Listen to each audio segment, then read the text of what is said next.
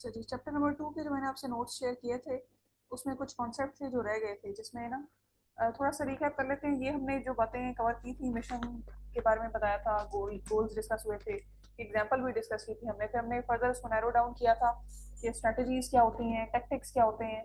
Then we differentiated कि operations और organisation strategies में क्या फ़र्क होता है। ये सारी चीज़ें हम इस पे बात कर चुके हैं। लास्ट जो हमारी क्लास हुई थी, और एग्जाम्पल भी हमने डिस्कस की थी। जो कॉन्सेप्ट जो मिस हुआ और जो हमने अभी करना है, जो कुछ वन ऑफ द जो कॉन्सेप्ट्स, वो है core competencies, strategic advantage and core competency. एक हमने लफ्ज पढ़ा था जिससे कहते हैं कि कंपेटिटिव एडवांटेज, कि what makes you differentiate from how how you are effective and how you are different from your competitors. ये हमने कॉन्सेप्ट डिस्कस किया था।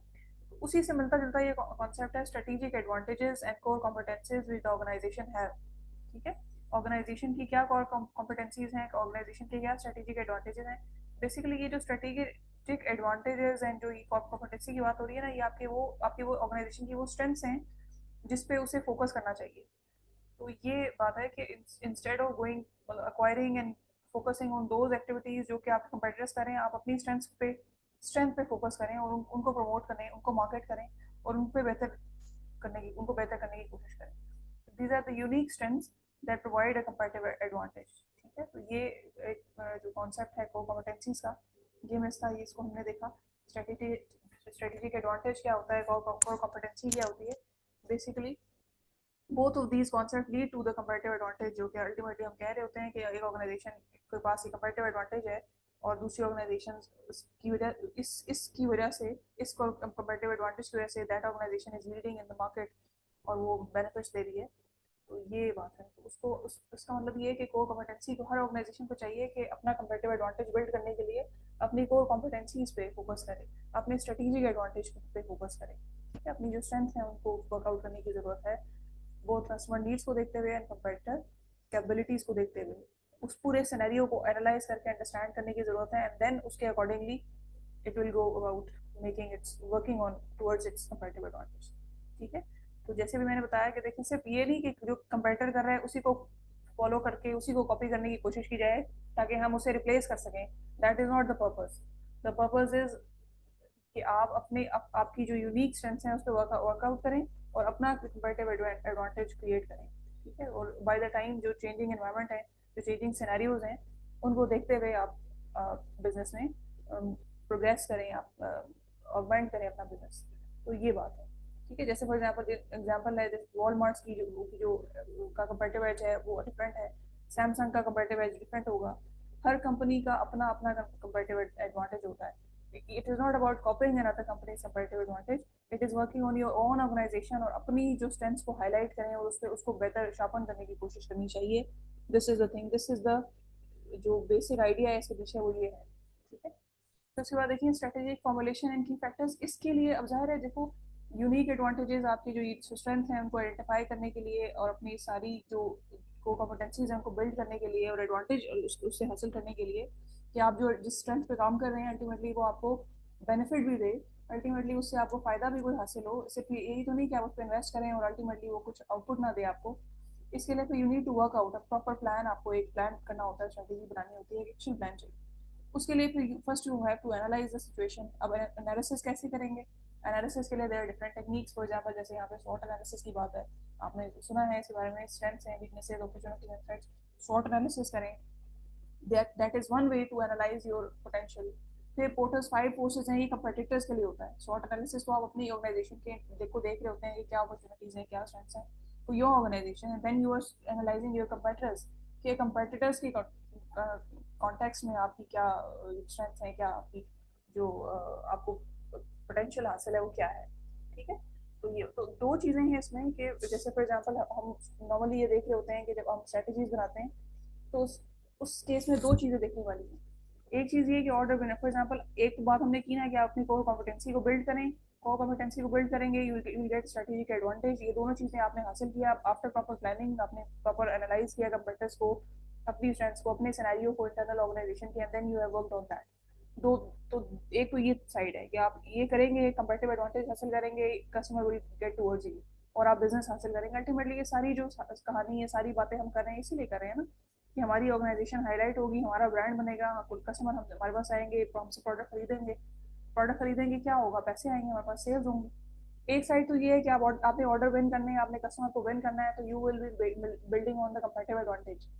दूसरी साइड ये है कि आप ऑर्डर क्वालिफायर्स, फॉर एग्जांपल, आप वो मिनिमम बेंचमार्क्स को सेटिस्फाई करें, वो जो मिनिमम चीज़ें हैं जो कि आपको चाहिए ही उस इंडस्ट्री में सर्वाइव करने के लिए, ताकि आप सस्टेन करते रहें। आप कंपेटिटिव एडवांटेज ही जा रहे हैं, आप रेगुलर जो अपना थ्रेश होल्ड है उसे मीट करना चाह रहे हैं। तो ये बात है। बट दोनों सिनेरियोज में इधर यू आर क्वालिफाइड ऑर्डर्स या विद ऑर्डर विद जिस भी साइड को आप टारगेट कर लें, दोनों सिनेरियोज में कंटिन्यूस इंप्रूवमेंट के जो एस्पेक्ट है वो रहेगा। और marketing and operations and all the department, जैसे हमने डिस्कस किया था ना कि ऑपरेशंस का काम होता है कोर को मैनेज करना। ऑपरेशंस का काम है कि वो कोऑर्डिनेशन मेंटेन रखता है, ताकि आपकी जो एग्जीक्यूशन है, आपका जो काम है वो एक्चुअल में हो सके। अल्टीमेटली करना आपने वो है, ठीक। और ये दोनों काम तभी हो सकेंगे जब आप मार्केट को एनालाइज करेंगे, आपको अपने कंपेटिटर्स का पता है, आपको अपनी स्ट्रेंथ्स का पता है। तो ये बात है। फिर इसके लिए एक टर्म आप देख रहे हैं यहाँ पे लिखी है, एनवायरमेंटल स्कैनिंग। एनवायरमेंटल स्कैनिंग भी वही है, जैसे मैंने अभी बात की, एक लफ्ज मैंने इस्तेमाल किया स्वॉट एनालिसिस, एक हमने लफ्ज इस्तेमाल किया पोर्टर्स का फाइव फोर्सेस एनालिसिस है, जिसमें आपको जो उसका पूरा मॉडल है उसको देख रहे होते हैं। फिर एक इसी तरह पेस्ट एनालिसिस होता है, पॉलिटिकल है, इसी तरह एनवायरमेंटल है, लीगल है, टेक्नोलॉजिकल है। इन सारे फैक्टर्स को आप एनालाइज करते हैं, देन यू सी आप अपनी ऑर्गेनाइजेशन की पोजीशन देखते हैं।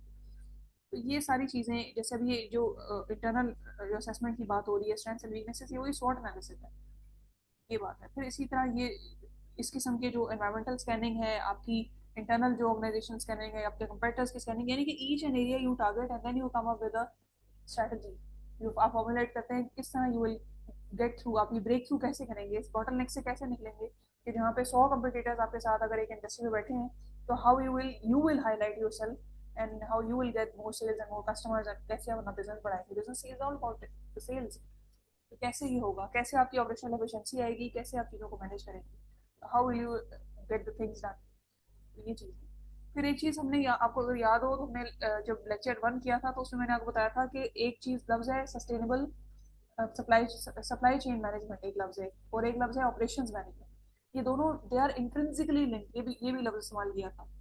अब ये जो लफ्ज़ है ना इंट्रिंसिकली लिंक्ड, अगर आपको याद हो, तो supply chain is a coordination. हमने कहा था कि इंटरनल भी है, यानी कि विद इन डिपार्टमेंट, और एक्सटर्नल भी है, यानी कि आपके जो सप्लायर्स हैं, आपके होलसेलर, रिटेलर, ये सारी जो एक्सटर्नल लोग हैं, तो जो आपके स्टेक होल्डर्स हैं, उनसे जो डीलिंग है, सप्लायर से आप रॉ मटेरियल ले रहे हैं, उसे प्रोड्यूस कर रहे हैं, आप फिर होलसेलर को दे रहे हैं, होलसेलर रिटेलर को दे रहे हैं, ये एक्सटर्नल सप्लाई चेन है। इंटरनल सप्लाई चेन ये है कि आपने वेयर हाउस से मटेरियल लिया, मटेरियल लेके उसे प्रोसेस किया, प्रोसेस लेके प्लांट में, प्लांट के बाद पैकेजिंग डिपार्टमेंट, पैकेजिंग के बाद ब्रांडिंग डिपार्टमेंट, ये इंटरनल आपकी सप्लाई चेन। ये कोऑर्डिनेशन अमंग द डिपार्टमेंट्स है, या coordination among the stakeholders है, जिसे मैं कह रही हूँ कि सप्लाई चेन है। लेकिन जो एक्चुअल एग्जीक्यूशन हो रही है, कि फॉर एग्जांपल क्या रॉ मटेरियल कितना मौजूद है, कितना कम है, कितना और लेके आना है, प्लांट को चलाने के लिए कितने जो स्टाफ है उसकी प्रोडक्टिविटी क्या है, जैसे हमने लास्ट कैलकुलेट की थी, कितनी प्रोडक्टिविटी मजीद चाहिए, कितनी कम है, ये सारी चीज़ें देखने के लिए ये काम है ऑपरेशंस का। ठीक है। तो ये बात है। तो सप्लाई चेन का कॉन्सेप्ट, अभी देखो अभी तक इस पॉइंट तक जितनी मैंने भी बातें की, उसमें मैंने कितने सारे कॉन्सेप्ट्स को टच किया। मैंने कहा strategic advantage, unless in contrary to the आपका कंपेरेटिव एडवांटेज। मैंने एक लफ्ज इस्तेमाल किया कोर कॉम्पिटेंसीज, जो कि आपकी स्ट्रेंथ्स हैं, जो जिससे आपने ये स्ट्रेटेजिक एडवांटेज और अल्टीमेटली आपने कंपेरेटिव एडवांटेज लेना है। फिर मैंने लफ्ज इस्तेमाल किया, आप एनवायरमेंटल स्कैन कैसे करेंगे, एनवायरमेंटल स्कैन के लिए क्या तरीका कार इख्तियार करेंगे। You will do paste analysis और मे बी अदर एनालिसिस जो भी हो सकते हैं, ये वन ऑफ द टूल्स है ना, टूल्स तो बेतहाशा हो सकते हैं। फिर इसके बाद हमने देखा कि हम सॉर्ट एनालिसिस कर सकते हैं अपनी स्ट्रेंथ्स को हाईलाइट करने के लिए, अपना अपना इंटरनली ऑर्गेनाइजेशन को देखने के लिए कि कितनी स्ट्रॉन्ग है। कंपेटर्स एनालिसिस के लिए हम फाइव जो पोर्टर का एनालिसिस है वो कर सकते हैं। तो ये सारी जो चीज़ें हैं, ये अल्टीमेटली आपको लेके जाती हैं टुवर्ड्स स्ट्रेटजी फॉर्मुलेशन, ताकि आप अपनी जो बेस्ट स्ट्रेटजी फॉर्मुलेट करें, और अल्टीमेटली आपकी जो ऑपरेशनल स्मूथनेस है वो रहे, और आप अपनी सेल्स को बढ़ा सकें, अपने बिजनेस को एनहांस कर सकें। तो ये इसी तरह ये सप्लाई चेन स्ट्रेटजी जो लफ्ज है, इसका भी मतलब है कि सप्लाई चेन, पहले तो ये पता होना चाहिए कि सप्लाई चेन कहते हैं किसे, सप्लाई चेन और ऑपरेशन में फ़र्क क्या है, ये पता होना चाहिए। और फिर इसकी स्ट्रेटजी क्या होगी, ताकि आपकी जो कल्यूजन है वो ना हो, आप कोलाइड ना करें दो डिपार्टमेंट। फॉर एग्जांपल, आपने अगर एक स्टेप से दूसरे स्टेप में चीज़ पास ऑन करनी है, पहुंचानी है, इंटरनली या एक्सटर्नली, अगर उसमें लैप्सेस होंगे, तो obviously you won't be able to get the product on time, आपकी प्रोडक्शन डिलेज होंगे, आपकी चीज़ें टाइमली प्रोड्यूस नहीं होंगी, मार्केट की डिमांड है आप उसे फुलफिल नहीं कर पाएंगे, तो कैसे फिर ऑब्वियसली कस्टमर जो है वो ट्रांजिशन में चले जाएंगे to your competitor.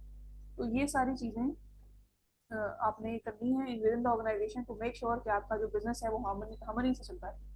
Obviously unexpected situation या चीज़ों को you have to sort out the things, वो भी कंटीजेंसी प्लान भी होते हैं।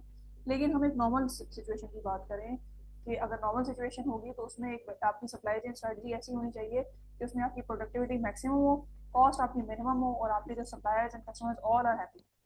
ये सबके साथ आपके अच्छे, ताकि आप सस्टेनेबल चल सके, लॉन्ग टर्म सोचें। ऐसा नहीं है कि वन प्रोजेक्ट के बाद ऑर्गेनाइजेशन बंद कर देती है, ऐसा कभी भी नहीं होता। ऑर्गेनाइजेशन या कोई भी कॉपरेशन आती है is always a going concern. आप बनाते ही उसको इस ऑब्जेक्टिव के साथ है कि हमेशा रहेगी। सस्टेनेबल स्ट्रेटेजी का मतलब ये कि लॉन्ग टर्म चलाना है ना आपने। अगर आपने आपका ये ऑब्जेक्टिव है कि हमारी ऑर्गेनाइजेशन लॉन्ग टर्म ग्रो करेगी, तो फिर you will cater all the important elements. आप देखेंगे सारी चीज़ों को अपने अपनी परव्यू में रखेंगे। गवर्नमेंट रेगुलेशंस हों, एनवायरमेंटल स्कैन हो, कंपेटिटर्स हों, बिजनेस से रिलेटेड मैटर्स हैं, सप्लायर से जो भी एलिमेंट आपकी बिजनेस को टच कर रहा है, उसको इम्पैक्ट कर रहा है, आप उसको कंसिडरेशन में रखेंगे, उसको एड्रेस करेंगे। ठीक है। Sustainability strategy involves setting clear goals for the product, services, and operations, measuring progress, and continuously improving। ऐसा नहीं है कि एक दफा स्ट्रेटेजी बना ली तो बस अब ये फाइनल है और जब तक ऑर्गेनाइजेशन क्लोज नहीं होगी तब तक ये चलती रहेगी, नहीं। Continuous improvement is also is also responsibility of the organisation जो उसने करनी है, अगर वो लॉन्ग टर्म और सस्टेनेबल बिजनेस चाहती है, सस्टेनेबिलिटी चाहती है। सस्टेनेबिलिटी मतलब ये लॉन्ग टर्म रहना चाहती है। तो ये बात है। उसके बाद ग्लोबल स्ट्रेटेजी, ये जो स्ट्रेटेजी है दैट इज डिफरेंट। देखो, एक दफ़ा एक ऑर्गेनाइजेशन थी, उसका मुझे एग्जैक्टली नाम शायद नोवा कम्युनिकेशन के नाम से ना एक थी ऑर्गेनाइजेशन, अमेरिकन। तो अमेरिकन में ये जो ऑर्गेनाइजेशन है इसका नाम बड़ा फेमस था, वेरी पॉपुलर कंपनी। लेकिन इन्होंने जब अपना बिजनेस एक्सपैंड किया और ये जर्मनी में इन्होंने अपनी, या पता नहीं जर्मनी था या जापान, वहाँ पे अपनी कोई इन्होंने लॉन्च की, तो वहाँ पे इस नोवा का मतलब बड़ा बुरा सा था।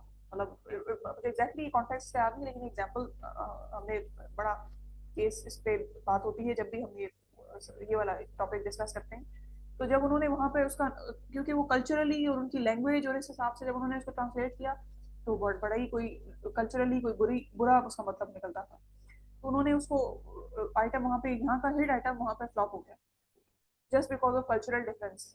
तो ये एक है एग्जांपल है कि इस तरह की जो ग्लोबल स्ट्रेटेजी ऐसी हो कि जिसको आप ग्लोबली, फॉर एग्जांपल अगर किसी कहीं आपकी जो प्रोडक्शन है वो एक्सपैंड कर रहा है, आपका बिजनेस एक्सपैंड कर रहा है ग्लोबली, तो फिर आपको अपनी जो स्ट्रेटेजीज है उनको भी ऑल्टर करना पड़ेगा।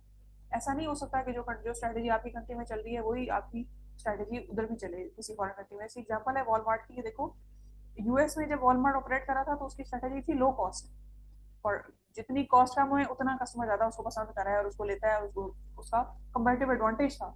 एग्रेसिव प्राइसिंग मॉडल पे वो अपना बेस कर रहे थे बिजनेस। बट जब वो जर्मनी में गए, क्योंकि देखो जर्मनी, ये दोनों कंट्रीज यूएस एंड जर्मनी का पूरा सिस्टम ही डिफरेंट है।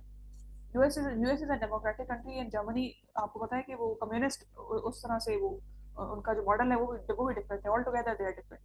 तो ये स्ट्रेटेजी इधर फ्लॉप हो गई थी, मिजरेबली इट फेल्ड। इसकी वजह क्या थी, क्या चीज आइडेंटिफाई हुई थी कि जर्मन कस्टमर क्वालिटी को वैल्यू करते हैं। वो कहते हैं प्राइस जितनी मर्जी ज्यादा हो, हमें प्राइस से फर्क नहीं पड़ता, हमें क्वालिटी से फर्क पड़ता है। ठीक है। और वो स्मॉल लोकल शॉप्स को, ऑर्गेनिक बिजनेसेस को ज्यादा प्रेफर करते हैं as compare to the large hypermarket, जो कि Walmart was itself was hypermarket. एक तरह बड़े बड़े जो मार्ट्स हैं जैसे इस किस्म की मार्केट को पसंद नहीं करते वो। तो ये उनका कल्चरल डिफरेंस था। वॉलमार्ट का जो स्टाइल था बिजनेस करने का वो अमेरिकन स्टाइल था, कि वो कर्टेसी पे, कस्टमर सर्विस पे को प्रेफर करते थे। फॉर एग्जांपल, जैसे अगर डील करना है कस्टमर से तो उसको मतलब smiling cashiers and cheerful greetings और इस तरह की कर्टेसी, जबकि वो उससे अनकंफर्टेबल थे, वो उससे बहुत मतलब वो समझते थे कि वो बहुत ज्यादा इन्वेसिव है, या बहुत ज्यादा क्या कहते हैं, प्रॉक्सिमिटी को वो पसंद नहीं करते थे।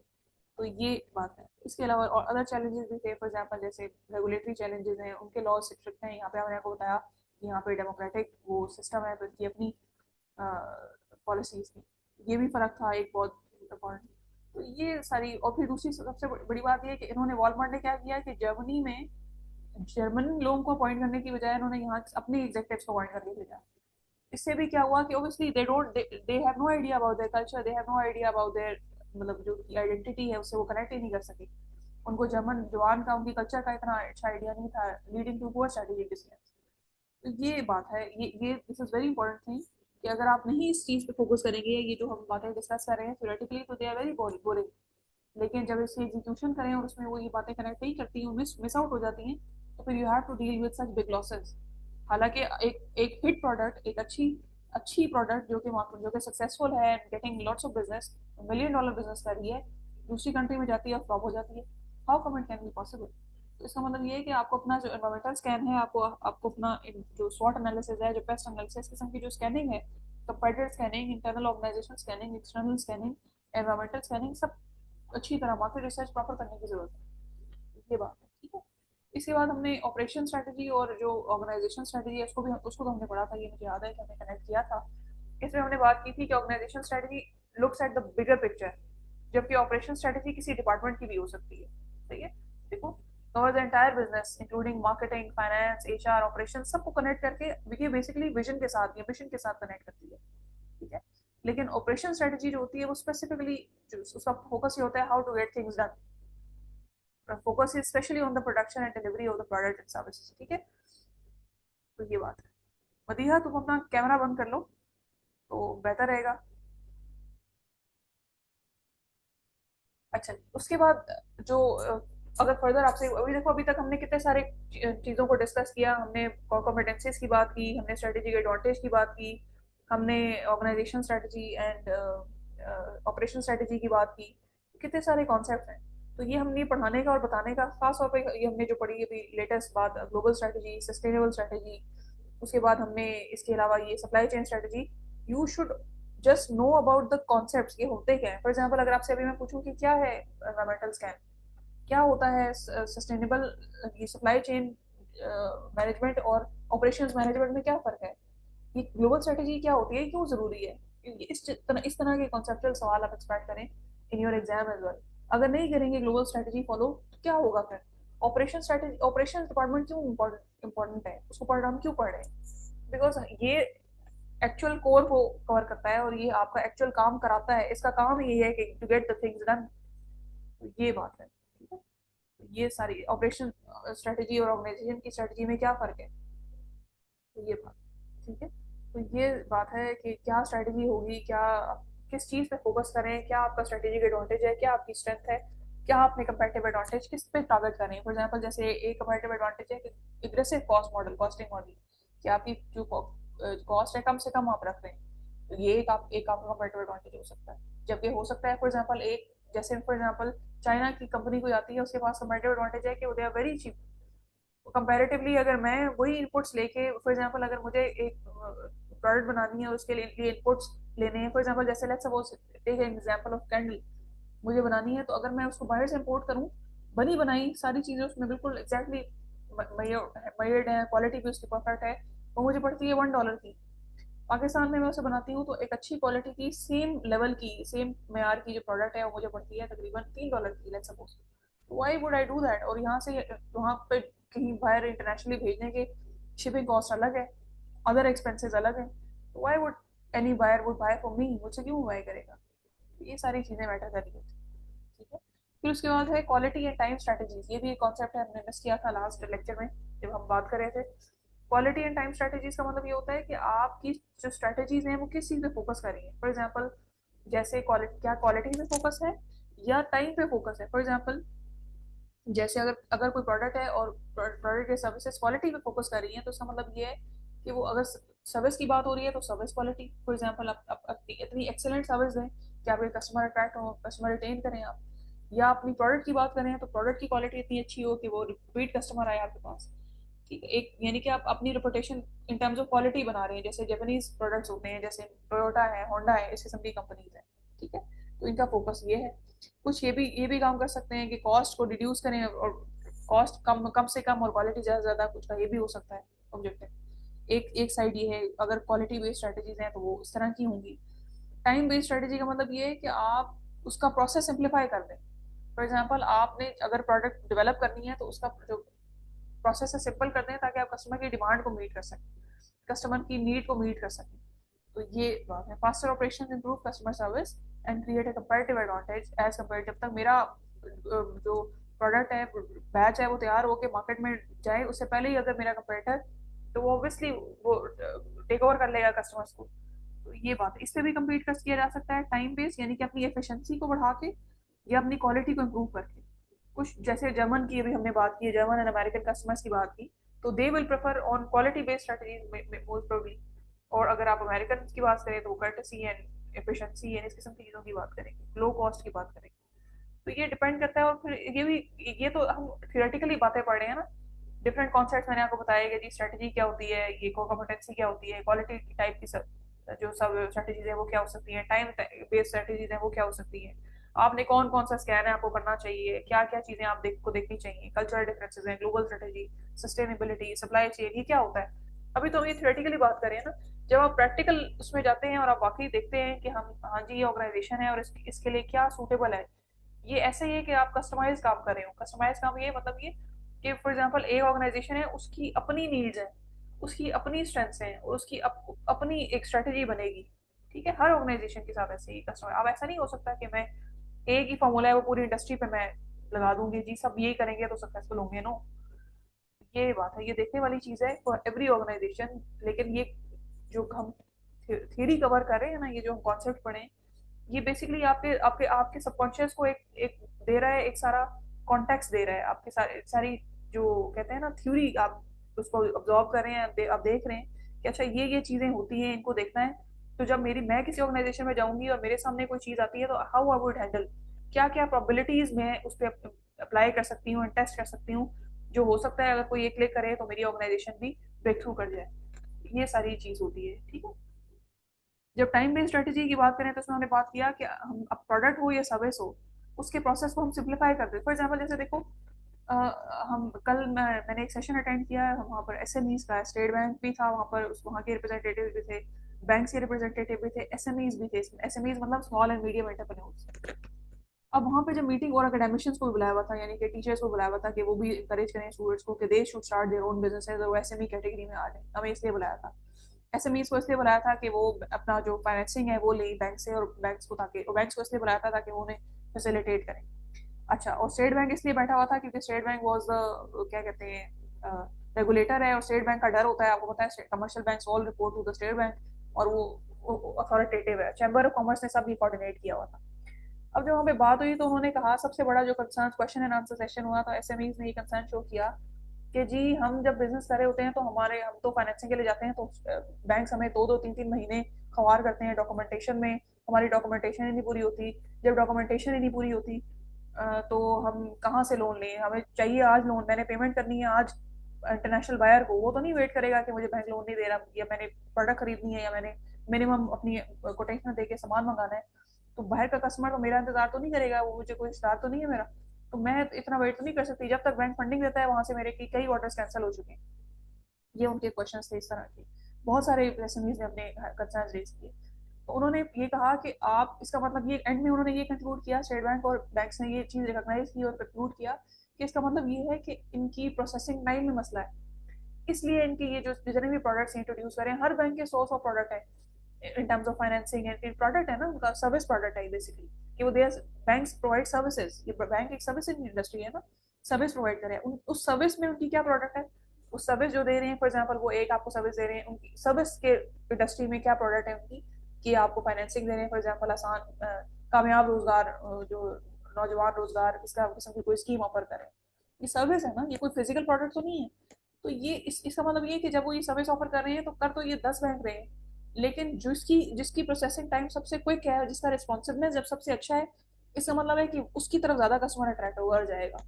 अगर जाएगा कस्टमर उसकी तरफ तो इसका मतलब क्या होगा कि उसको ऑर्गेनाइजेशन को बिजनेस मिलेगा। तो दिस इज द थिंग, ये this is what we are trying to do, कि अब इस किस्म की ऑर्गेनाइजेशन के लिए time based strategy is more suitable, कि अपना प्रोसेसिंग टाइम को एफिशिएंट करें, इसको ज्यादा वो ऑप्टिमाइज करें, अपनी जो बॉटलनेक्स हैं उसको कम से कम करें। तो ये सारी जो है ना वो स्टोरी है about the time based strategy. Quality in terms of product की बात हम कर सकते हैं क्योंकि वो फिजिकल फिजिकल होती है। इवन आजकल तो सर्विस क्वालिटी की बात की जाती है, सर्विस में भी क्वालिटी को इम्प्रूव करने के लिए पूरा का पूरा डिपार्टमेंट है। आजकल की ये जो है ना एक इमेज है, वो ये है कि it's all about service, it's all about customer experience, future is all about customer experience. और जब से ये डिजिटल दौर आ गया है और जब से लोग इस किस्म की जो ऑनलाइन सर्विसेज है कोविड के बाद से खास तौर पे, जब से ये ऑनलाइन सिस्टम की तरफ आए हैं तो लोगों का ये एक एक आम एक परसेप्शन अब बनता जा रहा है जिस पे लोग काम कर रहे हैं। और ये खास तौर पे हर ऑर्गेनाइजेशन में आप जाके देखेंगे वो कर रहा है ये काम या नहीं कर रहा, customer experience and customer service department आपको नजर आएगा, जिसका काम ये है कि सर्विस क्वालिटी को बेहतर करना। स्टेट बैंक की तरफ से ये रिस्ट्रिक्शंस हैं फॉर द बैंक्स, स्पेशली मैं बता रही हूँ ये बैंक सर्विस इंडस्ट्री है। लेकिन ओवरऑल भी फ्यूचर में वही ऑर्गेनाइजेशन सर्वाइव करेगी जो अपनी जो सर्विस क्वालिटी बेहतर कर ले, जिसकी सर्विस क्वालिटी सबसे बेस्ट होगी। यही कंपटीशन है in the future as well. तो ये सारी चीजें होती हैं जो ये तो मैंने सर्विस के हवाले से बात की, प्रोडक्ट के हवाले से भी हो सकती है, उसमें भी दोनों चीजें एप्लीकेबल हैं। तो organisation has to decide about itself कि उसके लिए कौन सी स्ट्रेटजीज बेहतर है, उसे क्या करना चाहिए। सही है, तो ये बात है। तो टाइम बेस्ड स्ट्रेटजीज क्या होती हैं, क्वालिटी बेस्ड स्ट्रेटजीज क्या होती हैं, ये बात याद रखें कि सबसे इंपॉर्टेंट चीज व्हाट इज ऑपरेशंस मैनेजमेंट। अच्छा, ऑपरेशंस मैनेजमेंट में अगली चीज ये है कि you have a service and you have a product. Product की फिर अलग चीज है, सर्विस की अलग फिर आगे से डिटेलिंग है। ठीक है, तो ये सब चीजें आपको क्लियर होनी चाहिए, पता होना चाहिए when you are talking about an operation management की बात करें। अच्छा, उसके बाद है एजाइल ऑपरेशन। एजाइल का मतलब होता है क्विक, एजिलिटी, एजिलिटी से लफ्ज है एजिलिटी इन ऑपरेशंस, कि quickness and adaptability and flexibility, इस किस्म के लफ्ज आप सुनेंगे जब हम ये इस पे बात करेंगे। एजिलिटी यानी कि क्विकनेस होनी चाहिए। फॉर एग्जांपल मैं आपसे आपको कोई कोई ऑर्डर आपको फॉर एग्जांपल प्लेस करूं कि आपको लेट्स सपोज मुझे एक कस्टमर ने ऑर्डर दिया कि आप इतना मुझे स्टॉक प्रिपेयर करके दें, उसकी इतनी प्राइसिंग होगी और ये आप डिस्पैच करेंगे, और मैं गायब हो जाऊं, मैं उसे जवाब ही ना दूं और मैं उस पर रिस्पॉन्ड ही ना करूं, कोई उससे मैं कम्युनिकेशन ही ना करूं।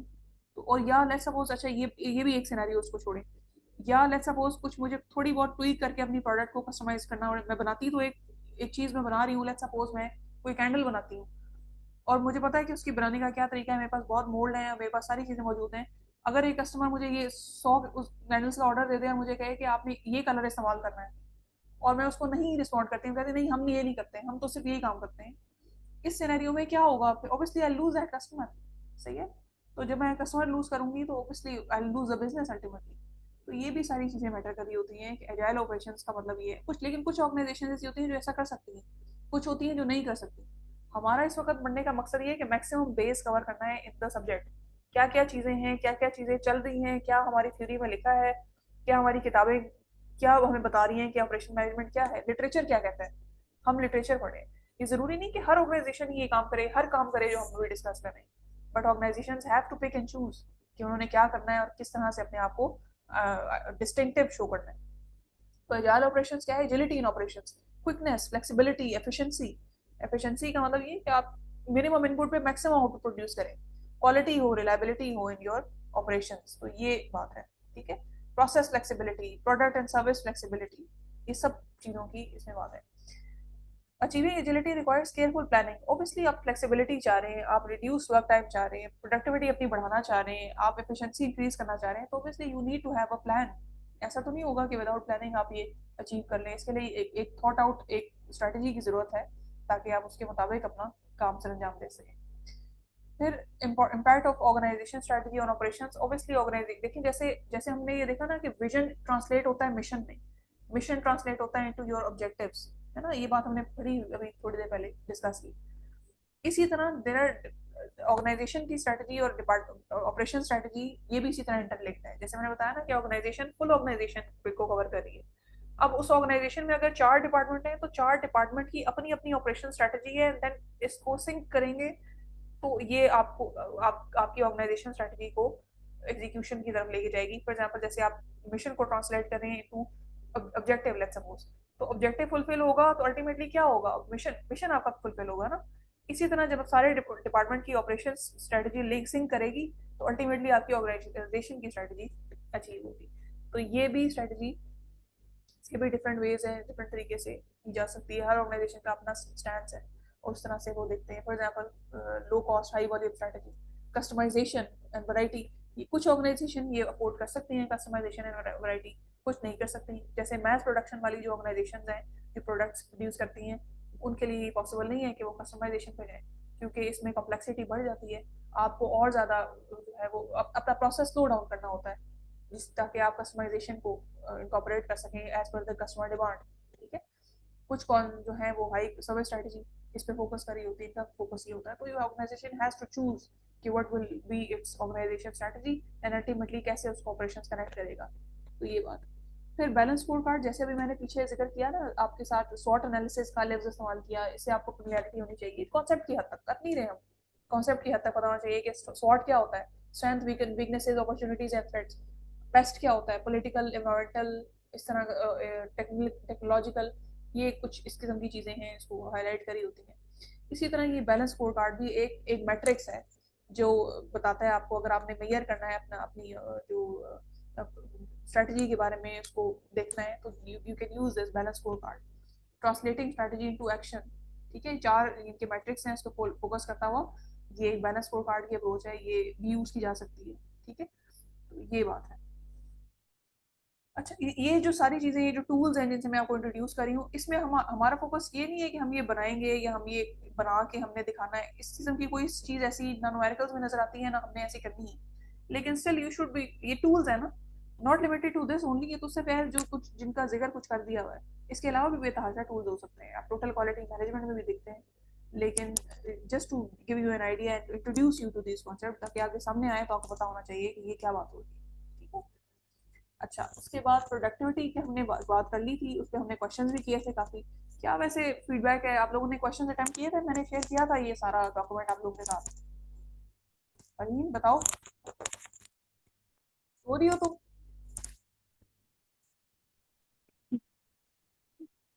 तुम्हारी आवाज़ नहीं आ रही। मैम मैम कल किए। करने बैठी थी मैं। अच्छा, कल फिर क्या हुआ? आवाज़ नहीं फिर आ नोटिफिकेशन आ गया कि छुट्टी है, तो फिर बंद कर दी वापस। रही। ओहो। यस मैम, मैं भी करने लगी थी लेकिन पता चला छुट्टी है, फिर रख दिया था। बात सुने, ऐसे नहीं करना, आपने अपना मोटिवेशन लेवल हाई रखे, छुट्टी हो या ना हो, आपने करना है। सही है। अच्छा, मैम करेंगे, अगले जुम्मे करके लाएंगे। वैसे मेरी बात सुनो, इसको मैं जरा एक मिनट रह गया, ये मैं जरा रिकॉर्डिंग स्टॉप कर दूं, मीटिंग ही बंद हो जाएगी। दोबारा शुरू करते हैं, ये एक minute, let me stop the recording, फिर दोबारा मीटिंग स्टार्ट करते हैं।